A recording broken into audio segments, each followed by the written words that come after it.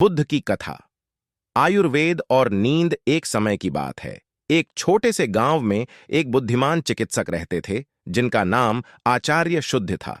वह आयुर्वेद के महान ज्ञाता थे और लोगों की स्वास्थ्य से संबंधित समस्याओं का समाधान करते थे। उनके पास लोग दूर दूर से अपनी बीमारियों के इलाज के लिए आते थे। लेकिन आचार्य शुद्ध का एक विशेष ध्यान नींद पर था। गांव में एक साधारण किसान रामू बहुत मेहनती था। वह सुबह से शाम तक खेतों में काम करता और रात को जल्दी सो जाता। लेकिन हाल ही में उसने नींद की कमी महसूस की। उसकी आंखें सूजी हुई थीं और उसका मन काम में भी नहीं लग रहा था। वह आचार्य शुद्ध के पास गया और अपनी समस्या बताई। आचार्य शुद्ध ने उसे ध्यान से सुना और कहा, रामू, नींद केवल शरीर के लिए नहीं बल्कि मन और आत्मा के लिए भी आवश्यक है। यदि तुम सही तरीके से सो नहीं पाते तो यह तुम्हारे स्वास्थ्य को प्रभावित करेगा। रामू ने आश्चर्य से पूछा, लेकिन आचार्य, मैं तो हर रात सोता हूं, फिर मेरी नींद क्यों नहीं पूरी होती? आचार्य शुद्ध मुस्कुराए और बोले, नींद केवल मात्रा में नहीं बल्कि गुणवत्ता में भी होनी चाहिए। मैं तुम्हें एक कहानी सुनाता हूं। कथा का आरंभ। आचार्य ने कहा, एक बार एक राजा था जो हमेशा चिंता में रहता था। वह रात भर जागता था और अपने राज्य की समस्याओं के बारे में सोचता रहता। उसकी नींद में कमी के कारण उसका स्वास्थ्य बिगड़ने लगा।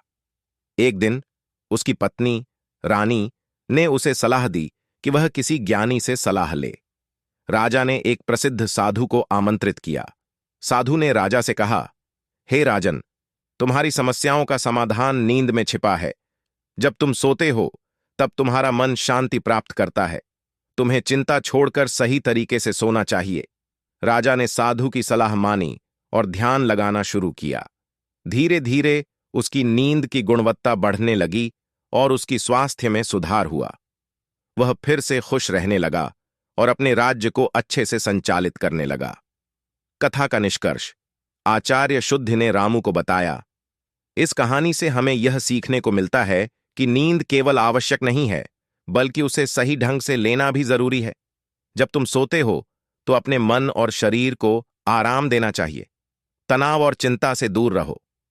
रामू ने आचार्य की बातों को ध्यान से सुना और घर जाकर अपने जीवन में बदलाव करने का निर्णय लिया। उसने अपने दिन की योजना बनाई। वह सुबह जल्दी उठता, नियमित व्यायाम करता और शाम को ध्यान लगाने की आदत डाली। इसके बाद वह रात को सोने से पहले एक किताब पढ़ता और सकारात्मक सोच के साथ सोने जाता। कुछ समय बाद रामू की नींद में सुधार हुआ। उसकी आंखें फिर से चमकने लगीं और वह खेतों में पहले से ज्यादा मेहनती हो गया। गांव के अन्य लोग भी उसकी इस बदलाव को देखकर प्रभावित हुए और आचार्य शुद्ध के पास जाकर नींद की गुणवत्ता के बारे में जानने लगे। आचार्य शुद्ध की सलाह। आचार्य शुद्ध ने गांव वालों को बताया, नींद के लिए कुछ महत्वपूर्ण बातें हैं। नियमितता, सोने और जागने का समय नियमित रखें। वातावरण, सोने का स्थान शांत और अंधेरा होना चाहिए। तनाव मुक्त मन, सोने से पहले ध्यान लगाना या शांत संगीत सुनना फायदेमंद है। भोजन, रात का भोजन सोने से पहले हल्का और समय पर करना चाहिए। प्राकृतिक उपाय, तुलसी की पत्तियां या गर्म दूध सोने से पहले पीना अच्छा रहता है। गांव वालों ने आचार्य की सलाहों का पालन किया और उनके जीवन में भी सकारात्मक बदलाव आया।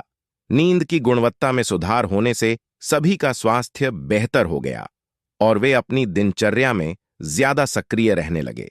इस प्रकार नींद का महत्व न केवल आयुर्वेद में बल्कि जीवन में भी महत्वपूर्ण है। इससे न केवल शारीरिक स्वास्थ्य में सुधार होता है बल्कि मानसिक स्वास्थ्य भी बेहतर होता है। रामू की कहानी से हमें यह सीखने को मिलता है कि नींद को गंभीरता से लेना चाहिए और उसे सुधारने के लिए आवश्यक कदम उठाने चाहिए। सही नींद न केवल हमें ताजगी देती है बल्कि हमारी सोच और कार्यक्षमता को भी बढ़ाती है। समापन। इस तरह बुद्धिमान आचार्य शुद्ध ने अपने ज्ञान से गांव वालों को नींद के महत्व के बारे में बताया और उन्हें स्वस्थ जीवन जीने के लिए प्रेरित किया।